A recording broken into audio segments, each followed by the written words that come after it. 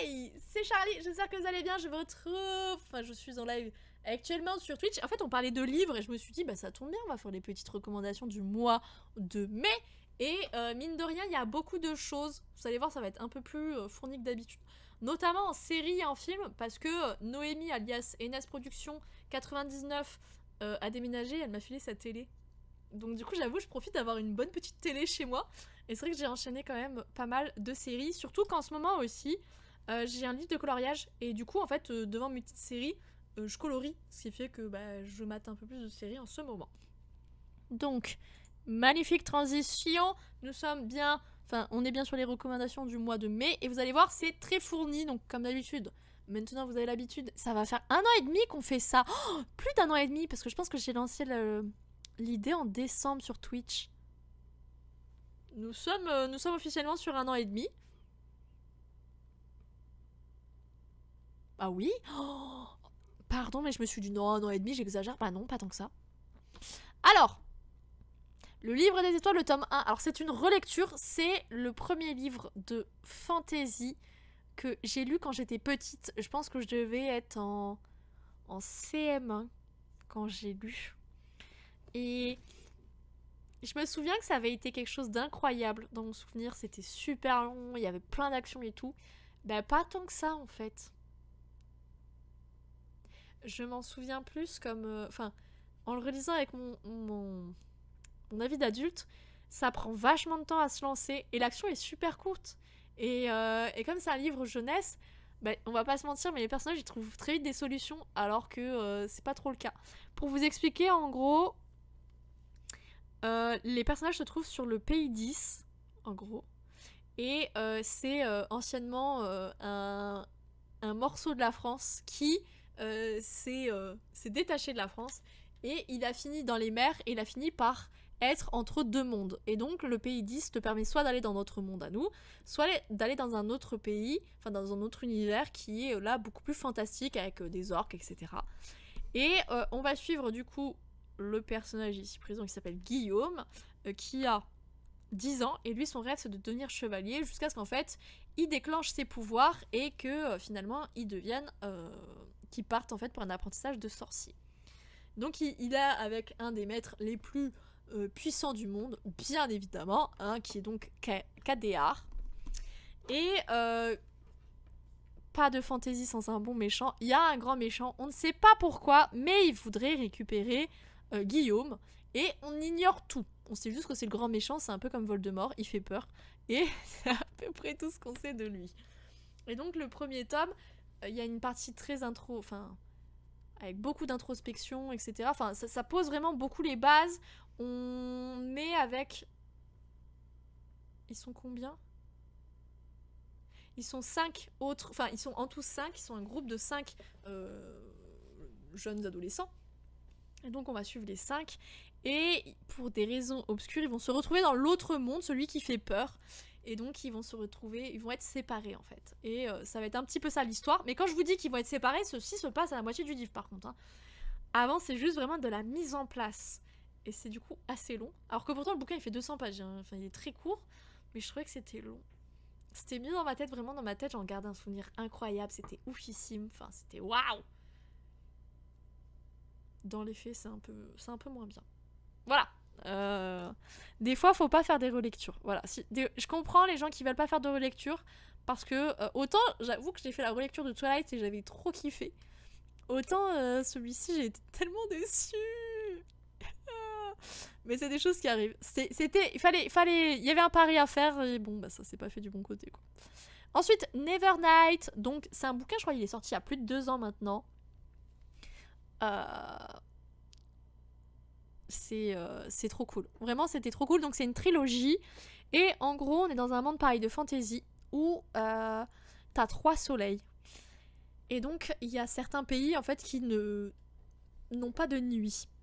Et ceci a une importance parce que notre héroïne peut parler avec les ombres. Donc, vous doutez bien que quand il n'y a pas de nuit, ses pouvoirs sont beaucoup plus faibles que la nuit. Et en fait, elle vient d'une famille de nobles. Et son père a formaté une rébellion. Ça s'est mal passé. Et donc il s'est fait exécuter. Sa mère et son petit frère ont été envoyés dans un cachot. Et elle, en fait, elle aurait dû se faire noyer dans les rivières de la capitale, sauf qu'elle a réussi à s'échapper, notamment grâce au fait qu'elle ait déclenché son pouvoir avec les ombres, parce que son pouvoir est représenté par un chat. Et donc, elle va échapper aux gardes qui ont voulu la tuer, et elle va devenir, en fait, par chance, elle va tomber sur un assassin. Et il va la prendre un petit peu sous son aile, et il va l'éduquer, je crois que quand elle est toute petite, elle doit avoir 8 ans quand ça se passe. Et donc, elle va passer toute sa vie, toute son adolescence, à s'entraîner, parce qu'elle doit intégrer une école d'assassins pour réellement devenir une véritable assassin, rentrer dans une guilde. Et son unique but, c'est de venger sa famille, puisque elle n'a jamais oublié. Et d'ailleurs, voilà, n'oublie jamais tome 1, ne jamais oublier, voilà, c'est les 3 mantras que sa mère lui répétait, ne jamais reculer, ne jamais avoir peur, ne jamais oublier. Et donc son unique but, c'est de venger les siens, de se venger le nom de sa famille. Et pour ça, elle est prête à tout. Vous doutez bien que c'est une école d'assassins, donc les épreuves à passer sont très souvent mortelles. Et en fait, c'est son histoire qu'on va suivre. C'était très cool. Vraiment, si vous aimez les univers hyper fournis, hyper denses, c'est un pavé, hein, faut le savoir aussi. C'est trop bien. Par contre, si vous n'aimez pas les bas de page, ça ne va pas vous plaire. Parce qu'en gros, l'histoire est racontée d'un point de vue d'un narrateur dont on ignore tout. Et il fait des bas de page, mais des fois, le bas de page te prend les 3/4 de ta page. C'est plus un bas de page à ce niveau-là. Et c'est des bas de page qui très souvent te sortent de l'univers parce que ça va te raconter des choses qui se sont passées dans le passé, des événements historiques pour expliquer pourquoi le personnage parle de ça, ce genre de choses-là. Des fois, en fait, c'est juste le narrateur qui va se moquer de l'héroïne. Hein. Un peu à la Tara Duncan, si jamais vous connaissez. Et vraiment, parfois, elles sont un peu... elles te sortent du récit carrément. Et je sais que ça peut ne pas plaire à tout le monde. Moi, ça ne me dérange pas du tout. Mais il faut savoir dans quoi vous engagez parce que ça peut être très vite saoulant, je pense, pour certains. Et ensuite, la plus grande déception de tout ce mois, c'est le tome 3 de Caraval, c'est final. J'ai mon petit cœur qui se serre, qui se comprime. Ça s'est pas bien passé. Ça s'est pas bien passé du tout. Enfin, en fait, j'ai trouvé ça super long. C'était très long. Et j'ai pas retrouvé ce côté addictif que j'avais trouvé dans le tome 1 et 2. À savoir que c'est une autre maison d'édition qui a repris le bouquin. Je trouve que la couverture est pixelisée. Là, ça se voit pas parce que du coup, j'ai pris la photo numérique. Encore que ça se voit un petit peu, mais elle est mieux que la couverture finale. Il y a des petites erreurs de mise en page. Genre, il y a des... À un moment, il y a un dialogue. Il se retrouve au plein milieu d'un paragraphe de description, tu vois. Lilou qui m'envoie un cœur, quoi. Mais non, mais c'était vraiment un de mes bouquins. Enfin, c'était vraiment une trilogie incroyable et j'ai été trop déçue, quoi. Et puis, c'est beaucoup de Je t'aime moi non plus. Et moi, je vous avoue que ça, au bout d'un moment, c'est bien sur le tome 1. Le tome 1, c'est sur Scarlett. Le tome 2, c'est sur Tella, donc sa petite sœur. Et le tome 3, du coup, c'est un mélange des deux. Mais c'est bien sur un tome, mais sur le deuxième, moi, ça me saoule les Je t'aime moi non plus. Je vais butiner, je vais voir à droite, à gauche. Bon, à un moment, stop! On arrête! Hein? On se décide et on n'arrête pas de faire des allers-retours. Ça me saoule. Bref, pareil, la fin qui est résolue de manière hyper rapide. Ils te mettent un plan en place à la mort moelle-neu. Finalement, ça ne fonctionne pas. Et puis, par un peu le pouvoir de l'amitié, bah, ça fonctionne, quoi. Voilà.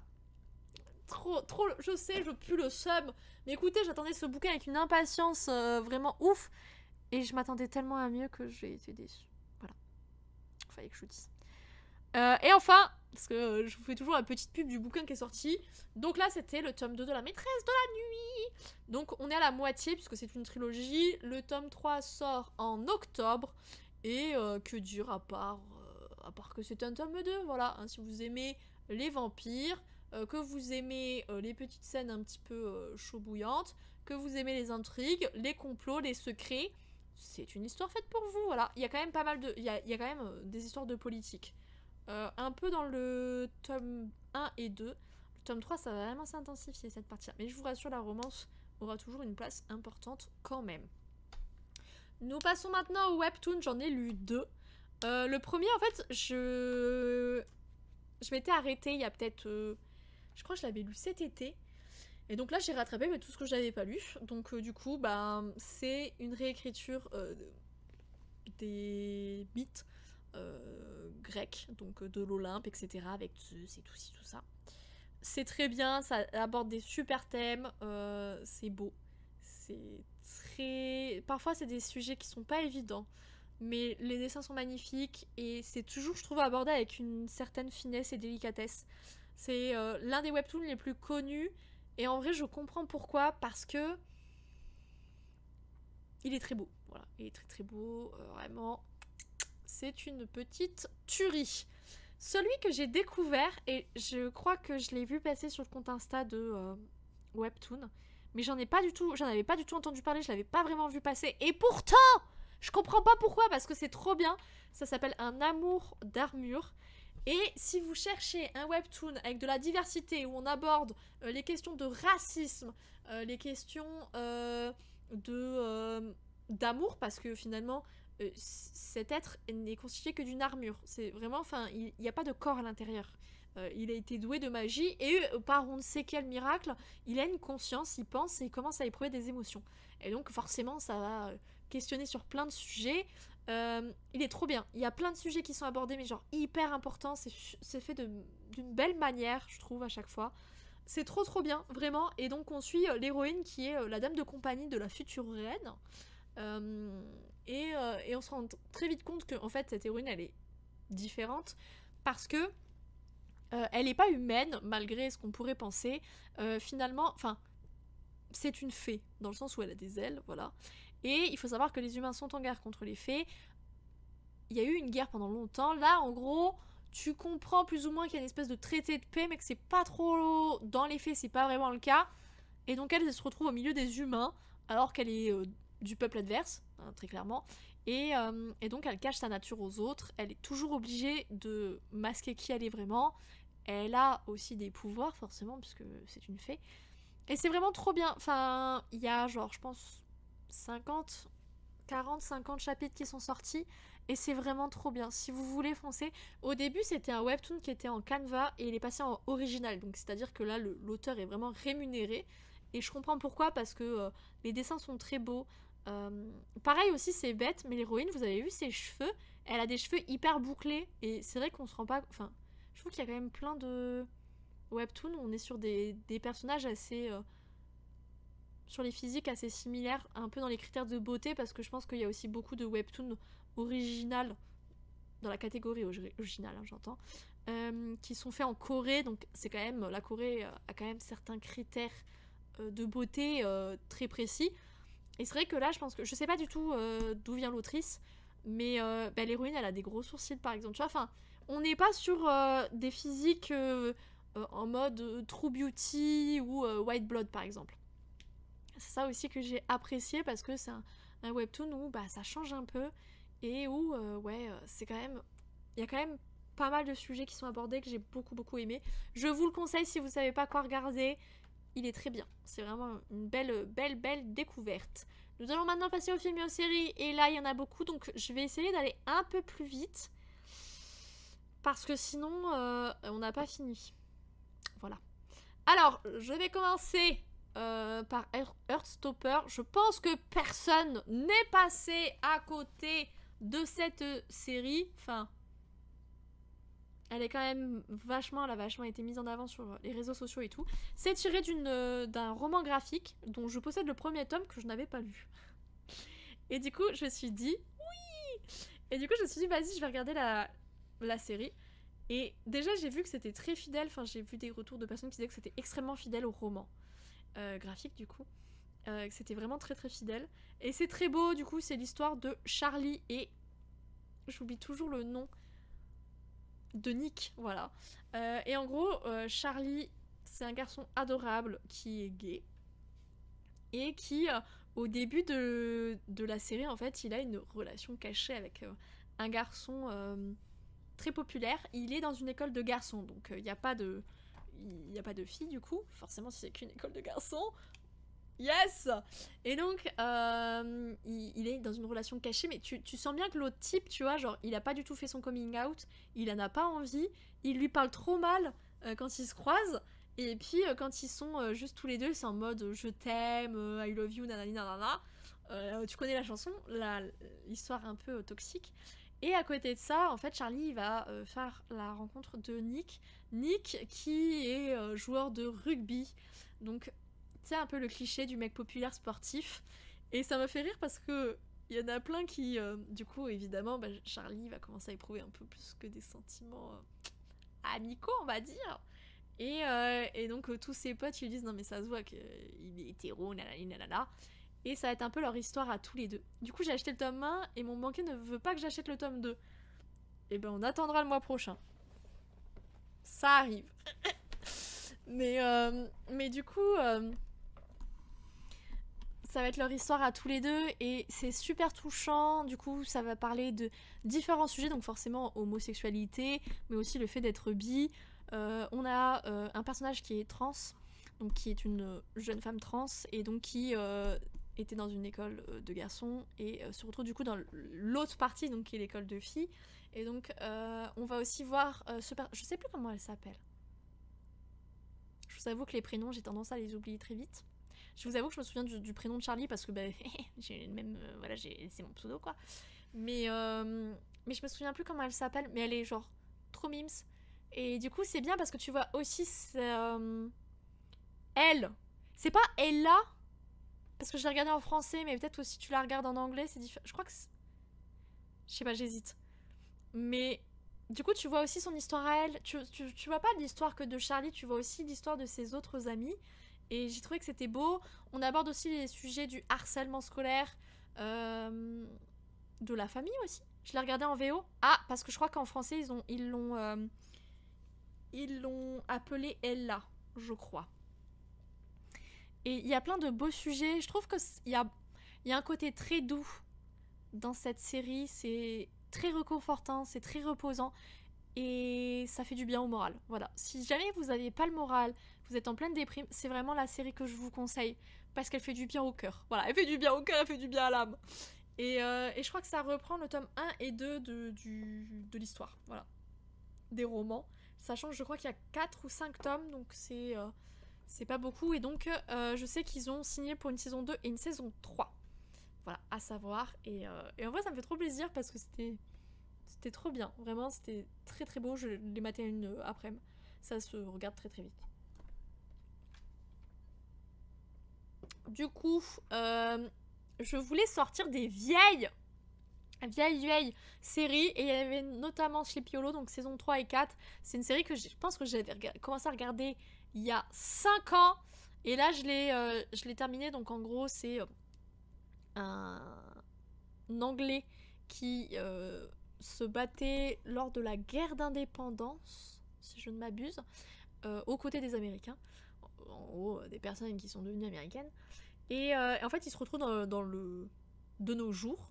Et il va se retrouver à devoir combattre des créatures surnaturelles avec... Ben oui, évidemment, j'ai ma grosse tête dessus, donc on voit plus l'héroïne. Alors, attendez. Hop là, je regarde où est ma tête? Punaise, mais... Elle est en haut. Punaise, pardon. Excusez-moi. Voilà, l'héroïne qui est une flic tout à fait classique d'une petite bourgade qui s'appelle Sleepy Hollow. Et donc, on va les suivre à essayer d'éviter l'apocalypse. Voilà. Pas ouf, hein, dans l'idée, en vrai. Mais très clairement, c'est une série qui aurait dû rester à la saison 1 et 2, parce que la 3 et la 4 sont vraiment moins bien. La 4, vraiment, est en dessous du truc. C'est une vieille série, donc je me permets de spoil, mais en gros, il y a un des personnages principaux qui meurt, et vraiment de manière nulle à chier. J'ai pas compris, du coup, la saison 4, tu poursuis sur le personnage, c'est nul. Voilà.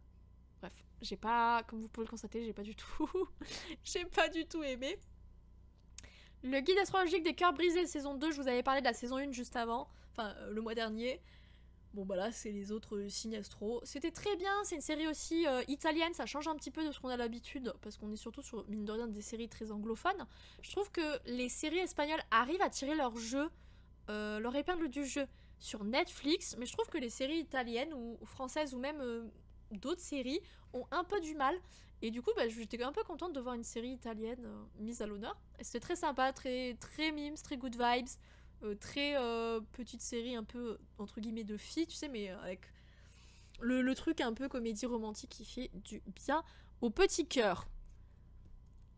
J'ai maté la saison 6 d'Outlander et je suis un peu déçue de cette saison. Mais en vrai, elle reprend très fidèlement les livres.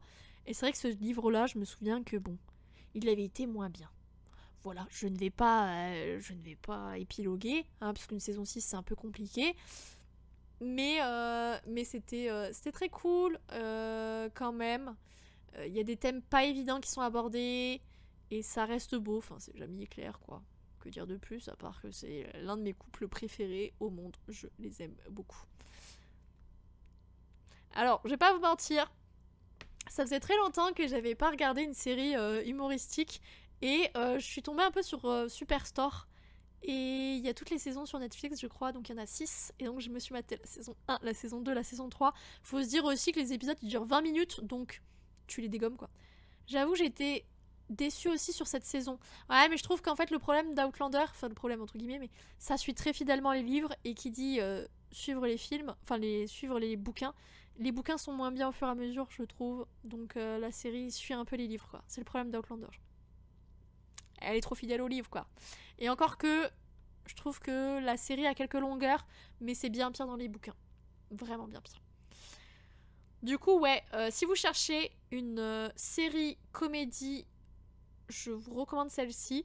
En gros, bah, comme l'indique un peu le titre, hein, vous suivez des employés de supermarchés. Et vous savez, c'est les supermarchés américains, genre Target, Walmart, ce genre de gros supermarchés où vous trouvez tout, il y a une pharmacie et tout dedans. Et tu suis différents personnages. Et évidemment, ils sont tous barrés puisque c'est une série humoristique.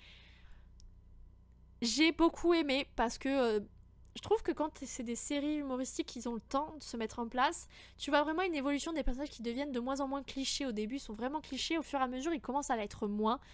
Et c'est quand même vachement cool. Ce que j'aime, et je pense que vous l'avez constaté, on a quand même un personnage handicapé. Je trouve que dans les séries, c'est assez rare. Mais dans des séries humoristiques, c'est presque inexistant. J'ai commencé ce truc et j'ai moyen qui fait ah ouais, moi j'adore. Et je trouve quand même que c'est plutôt cool. Et je trouve qu'on a on a de la diversité. Et par diversité, tu sais, j'entends pas le film américain qui te met un acteur ou une actrice noire pour dire regardez, on fait dans la diversité. Là, alors, ce personnage-ci, du coup, afro-américain, celle-ci, elle a des origines japonaises. Lui est philippin.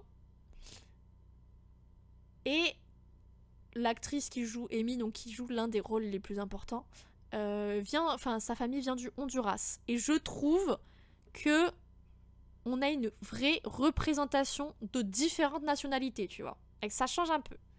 Par contre, je veux bosser dans leur dans leur super. Du peu que j'ai vu, ils ont la belle vie. Mais c'est vrai qu'on les voit tout le temps en train de faire nawak. Mais c'est vrai que ça a l'air quand même assez sympatoche quand même. Ce que j'ai bien aimé du coup, c'est que on a vraiment, enfin le patron qui est juste ici là, qui s'appelle Glenn, là, c'est vraiment vous savez l'américain blanc, un peu de base.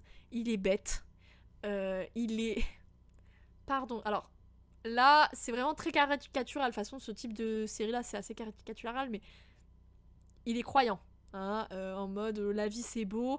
Il y a des vrais en vrai, ils abordent vachement de sujets. Et il y a un sujet sur l'avortement où en fait, il apprend que dans vous savez, les supermarchés américains, il y a une partie vraiment pharmacie où ils vendent des médicaments. Et du coup, il apprend que la pharmacie vend des pilules du lendemain. Et lui, il est effaré, il est outré qu'il puisse y avoir des pilules du lendemain, etc. Et donc, il essaye de les acheter. Et tu sais, c'est vraiment le cliché un peu de, je pense, des fois ce qu'on se dit de ce type d'américain là, tu vois, ce côté en mode pro-life, très bête un peu, qui se laisse un peu marcher sur les pieds. C'est le blanc quarantenaire, blanc, cis, hétéro, idiot, bête. Oui, c'est ça, mais le pire c'est qu'il est idiot, bête, mais en plus, au fur et à mesure, tu te rends compte qu'il est... Enfin, il est pas méchant en plus, tu vois, genre... Il se soucie vraiment de ses employés, il les aime vraiment, ses employés et tout, tu vois. Et du coup, c'est marrant parce que du coup, au début, il est détestable. Enfin, vraiment, t'étais là en mode... Oh. Et plus t'apprends à le connaître, et moins il est horrible. Pareil, mention spéciale à Dina, donc qui est là, là et qui est ici. Personnage qui au début est vraiment détestable. Tu sais, c'est le genre un peu... elle marche sur tout le monde, elle est mieux que tout le monde, tu sais. Un gentil con, quoi. C'est ça. Alors que Dina, c'est vraiment... elle est supérieure, elle est mieux que tout le monde, et toi, tu pues. Et je trouve qu'au fur et à mesure des saisons, donc je suis à la saison 4, là, elle s'améliore vraiment de ouf. Mais vraiment, et c'est ça que j'aime bien aussi dans les séries comédies, c'est que des fois, je trouve que les personnages, ils évoluent bien plus vite que dans d'autres séries plus classiques. Et enfin, dernière mention, et je trouve qu'elle est quand même hyper importante, on a des actrices qui ont des corps normaux. Alors par normaux, j'entends des corps avec des formes parce que je trouve qu'il y a plein de séries sur Netflix, et notamment des séries un peu teenage, genre à la Riverdale, où c'est toujours le même type de corps qu'on te présente. Et ce que j'aime bien dans Superstore, c'est qu'on a vraiment des personnes qui n'ont pas des tailles mannequins, des acteurs et des actrices qui n'ont pas des tailles mannequins. Dina, typiquement, c'est une actrice qui a beaucoup de poitrine, qui a du ventre, qui a des formes, qui a des cuisses, et ça me fait du bien de trouver des séries où tu es vraiment avec des acteurs, où tu peux vraiment t'identifier à leur corps. Parce que j'ai remarqué aussi que très souvent dans les séries américaines, tu as le gros ou la grosse, hein, très clairement, on va parler crûment, mais c'est ça. Et en vrai, t'en as une dans Superstore, même si elle arrive assez tardivement. Et sinon, dans les séries américaines, ben voilà, t'as le gros ou la grosse, et après tous les autres, ils sont taille un peu mannequin. Ça, tu sais, ça me fait penser un peu à Pitch Perfect. Vous voyez, il y a Amy, qui est d'ailleurs surnommée la grosse baleine, qui est vraiment ronde, et t'as toutes les autres qui sont très minces ou très bien gaulées. Et en mode un peu, regardez, on met quand même une personne qui a un physique différent, mais ben, y a plein de corps différents, il y a plein de formes différentes, et vous n'êtes pas obligé de prendre forcément toujours en mode regardez, on a pris vraiment la grosse, le gros, et puis regardez, il est un peu drôle, ou nanani nanana. Et là, je trouve qu'en fait, on a plein de visions du corps différents, même chez les hommes en fait. Et je trouvais que ça faisait du bien un peu, de pas toujours être matraqué par les mêmes physiques très Hollywood. Si t'as l'occasion, regarde Suburgatory, je connais pas. En termes de représentation des clichés américains, tu peux pas faire mieux, ça va mourir de rire. Ah ouais? C'est sur Netflix ou sur Amazon Prime? Parce que ça, pour le coup, Superstore, c'est sur Netflix et sur Prime. Donc vous pouvez le regarder sur les deux plateformes. Et c'est vrai que ça m'a fait grave du bien. Enfin, je trouve que Superstore, pareil, t'as quand même pas mal enfin, peut-être un épisode par série, par saison, qui te parle du manque de sécu, typiquement, tu vois. Il y a plein de sujets qu'ils abordent et qui sont vraiment trop bien faits. Et je kiffe. Enfin, vraiment, je trouve que au début, je m'attendais à rien. Tu sais, je me suis dit, bah, c'est la petite série que je vais regarder en fond, quoi. Et je me suis laissée vraiment prendre au jeu. Et je l'ai vraiment trouvée, genre, excellente. Enfin, il y a plein de thèmes, il y a plein de, vraiment de thèmes abordés, genre l'immigration, ce genre de choses. Et c'est toujours fait, je trouve, enfin, d'une manière où tu peux en rigoler sans que tu passes un peu pour un monstre très humour noir. Parce qu'ils arrivent à le retourner et à en parler d'une manière vraiment, genre, où tu sens que derrière il y a des vrais sujets, que ça te force aussi à te poser ces sujets-là. Et c'est aussi des sujets que tu sens vraiment qui propres aux États-Unis parfois en fait, parce que très clairement la Sécu, c'est vrai que nous on n'a pas trop ce problème-là non plus quand même. On habite en France quoi. Trouvable que sur Apple TV ou sur les sites de Tweed. Ok d'accord, j'ai pas Apple TV. J'ai pas de... Il y a trop de plateformes, après c'est chaud aussi de tout suivre. Mais en tout cas, Superstore, si vous voulez suivre, n'hésitez pas. Je trouve que ça se regarde très bien en fond si vous avez envie de faire autre chose. En même temps, il y a vraiment des beaux sujets quoi. Et vraiment, je pensais pas que j'allais autant apprécier la série. Surtout au début, j'étais pas trop chaude. Laissez-vous vraiment la saison 1, je crois qu'il y a 12 épisodes. Laissez-vous, si vous pouvez, aller jusqu'à la saison 1. Et si vraiment ça vous plaît pas, passez à autre chose quoi. Mais vraiment, très cool. Ça, c'est entièrement la faute de Dazo parce qu'il m'avait parlé du fait que voilà, la saison 2 était ressortie au mois d'avril. Il m'avait parlé de la saison 2, il m'avait vraiment dit que c'était bien. Et je vais pas vous mentir qu'à chaque fois que Dazo m'a fait des recommandations, j'ai beaucoup aimé. Du coup, bah là, je m'étais dit, genre, je savais pas trop quoi regarder. Je me suis dit, vas-y, j'ai vu ça passer sur Netflix. Je me suis dit, Dazo, il m'avait conseillé Poupée russe. Et vraiment, c'est trop trop cool. J'ai pas trop envie de vous spoil parce que c'est vraiment très particulier. Enfin, c'est une série très particulière, oui et non, mais si quand même, il y a un vrai parti pris sur les musiques, sur les images, sur la manière dont c'est filmé. Et en gros, en une phrase, c'est une nana qui revit le jour de son anniversaire en boucle. Et c'est trop cool. Trop bien cette série, j'ai pas encore vu la saison 2. Mais j'ai trouvé la saison 2 un peu moins bien, c'est souvent le cas. Mais en même temps, elle était quand même cool. Voilà, je l'ai trouvé un peu moins bien que la première, mais forcément c'est souvent comme ça. Et c'était trop bien, enfin vraiment c'était excellent, enfin j'ai passé un trop bon moment. Je l'ai dégommé la série, vraiment c'était oufissime. L'actrice aussi qui joue dans Orange is the New Black, je savais qu'elle avait joué dans une série que je connaissais mais j'arrivais pas à me souvenir laquelle. Elle est excellente, vraiment c'est une superbe actrice qui sait très bien jouer. C'est petite tuerie. Mais je sais que entre la saison 1 et la saison 2, il s'est écoulé plusieurs années avant d'avoir la suite. Hein. J'espère que la saison 3, ça va pas être pareil. Hein. L'actrice fait beaucoup quand même, ouais. Et c'est vrai qu'elle a une vraie... elle a vraiment des mimiques, elle a vraiment une manière de jouer qui est excellente. Mais c'est vrai que la série en elle-même est aussi très... Enfin, je trouve qu'elle est vraiment menée. Tu sens que c'est une série qui a été réfléchie de A à Z. J'aime beaucoup, vraiment. Je vous la conseille si vous voulez découvrir un truc un peu barré avec beaucoup d'humour noir, un peu décalé, mais pas trop. Je vous conseille, c'est excellent, c'est vraiment très très excellent. Et du coup, merci Dazo pour tes recommandations, parce que je suis rarement déçue, on va pas se mentir. Hein. Là par contre, je me suis laissée avoir parce que y avait Lily Collins qui jouait dedans et j'avais envie, je me suis dit vas-y, bah why not. Et c'est vrai que j'ai attendu 2-3 mois, parce que c'est sorti en mars, vous voyez. J'ai regardé en mai et je me suis dit c'est bizarre parce que tu sais quand j'ai voulu chercher dans les films, vous savez quand c'est des films qui sont sortis il y a pas trop longtemps sur Netflix, en vrai vous les trouvez facilement. Et là je l'avais pas trop trouvé, je m'étais dit bah c'est bizarre. Et je m'étais même dit qu'au début je m'étais trompée. Et j'ai pas suivi du tout le film, si vous voulez j'ai pas suivi le résumé, j'aurais dû. En gros vous suivez un kidnapping de personnes riches par une personne pauvre, voilà. Et 3 ans entre les 2 saisons, ah c'est long quand même 3 ans, j'espère qu'ils mettront moins de temps. Tu sais s'il y a eu le Covid qui a foutu la merde ou si juste il y a eu un souci pour que ça mette autant de temps. Parce que c'est vrai que les séries Netflix, très souvent, ils se débrouillent toujours pour faire en sorte qu'elles sortent un peu une saison par année. Ou si c'est vraiment long, une saison tous les 2 ans, quoi. 3 ans, c'est vrai que pour une série Netflix, c'est pas toujours le cas. Hein.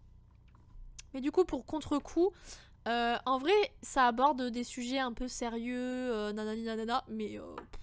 je trouve que c'est pas très bien exécuté, je me suis ennuyée, j'ai pas du tout aimé Caca Boudin. Voilà,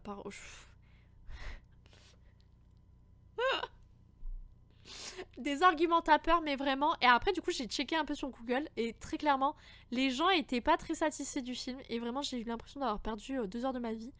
Donc, si vous avez quelque chose à faire, mettez-vous ce film en fond, mais ne le regardez pas en mode je vais le regarder d'un bout à l'autre. Vous allez perdre votre temps. Ils ont pris pas mal de temps sur le scénario plus le Covid.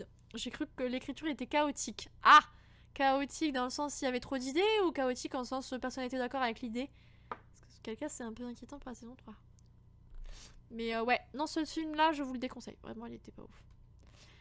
Alors lui je l'ai mis, alors là vous allez voir c'est un peu, je vais partir sur les trucs avec des thèmes pas ouf.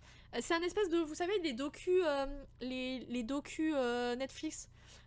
Tourner un peu en mode film un petit peu parce que ils n'ont pas les droits pour toutes les personnes. En l'occurrence, je sais pas pourquoi j'ai regardé ça en plus parce que je savais que j'allais péter un plomb à la fin.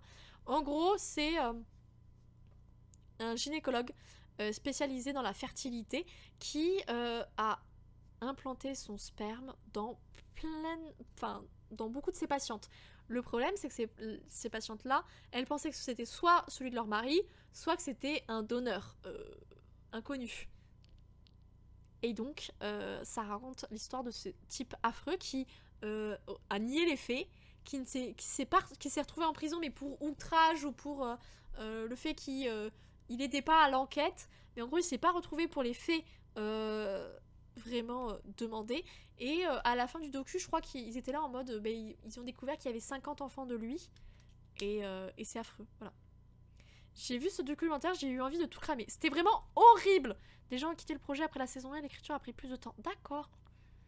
Mais vraiment, documentaire, voilà, je voulais pas regarder l'arnaqueur de Tinder dans le même, dans le même esprit parce que je savais que j'allais avoir encore plus une haine incommensurable des hommes.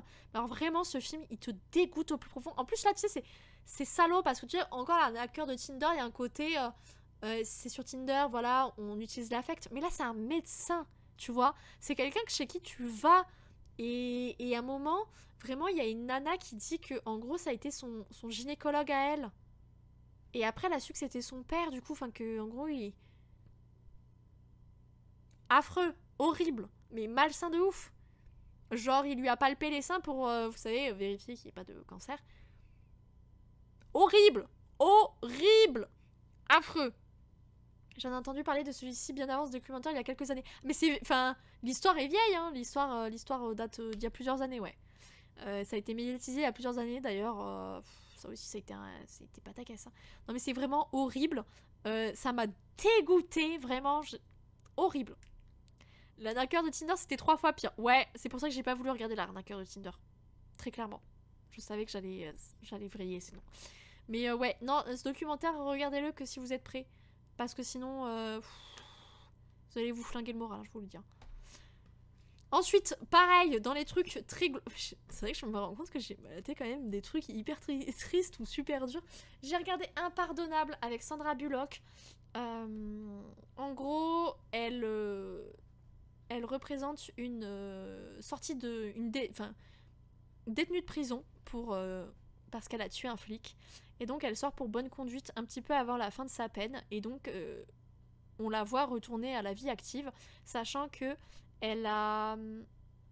Quand elle est allée en prison, elle a laissé sa petite sœur qui devait avoir 4-5 ans. Et elle essaye de recontacter sa petite sœur, sauf que la famille qui a adopté sa petite sœur n'en veut pas. Et donc tu vois toute la difficulté qu'elle a à se réinsérer dans la vie, à quel point c'est difficile pour elle, etc. Et de l'histoire aussi derrière, pourquoi elle a tué ce flic, etc. Ça va mentalement après tous ces films. Franchement, je sais pas, je le trouvais vachement dur ce film-là. J'ai vu un fameux extrait de ce film passer sur TikTok. Ah ouais. Et vraiment, c'était pas évident. Vraiment, elle fait... Enfin, Sandra Bullock, c'est une actrice que j'aime beaucoup, beaucoup. Et je trouve qu'elle a quand même un vrai don pour jouer des rôles. Et elle était vraiment parfaite dans ce rôle-là. Enfin... C'est pas évident. Voilà. Bon, c'est pas le film où vous allez vous fendre la poire. On n'est pas sur Superstore, alors je vais pas vous le cacher. Hein. Mais c'est pas évident non plus à regarder, quoi. Puis tu vois aussi, mine de rien aussi, voilà, il y a des questions de les détenus. Quand tu sors de prison, comment ça se passe, ta réinsertion, etc. Et en fonction du crime que t'as commis, la manière dont les gens te perçoivent aussi. Alors que techniquement, voilà, normalement tu sors de prison, on part du principe que tu as purgé ta peine. Et dans les faits, c'est pas vraiment le cas, quoi. Donc ouais, c'était pas évident comme film. C'est pas le film où j'ai fini en mode wouh, je passais un excellent moment, je me sens vraiment mieux, j'aime la vie. Non, pas vraiment. Pareil, dans les films qui en vrai sont beaux mais tristes, In the Between, puisque en fait, j'ai oublié carrément le nom des personnages, mais on suit cette jeune femme qui, au tout début du film, perd son petit ami. En fait, ils sont ensemble. Juste devant leur voiture et il y a une autre voiture qui perd le contrôle, ils sont percutés, elle arrive à s'en sortir mais son petit ami décède. J'ai bien aimé le film. Celui-ci ou celui d'avant? Coucou Vava, comment ça va? Et donc en fait c'est l'histoire, enfin c'est un peu tout un chemin, enfin on retrace sa vie amoureuse avec son mec finalement et de comment ça se finit parce qu'elle a fait une amnésie, elle ne se souvient plus de ce qui s'est passé lors de l'accident. Et c'était... c'est pas évident, quoi, parce qu'en fait, tu sais comment ça se finit, et c'est trop tristoun, quoi, ça fait mal au cœur parce qu'en fait, elle va vite se rendre compte que potentiellement, son petit ami, il est encore près d'elle, et qu'il essaie de communiquer avec elle. Et donc, elle va partir aussi à la recherche de... ce qui s'est passé à ce moment-là, quand il y a eu l'accident, et de toute leur histoire.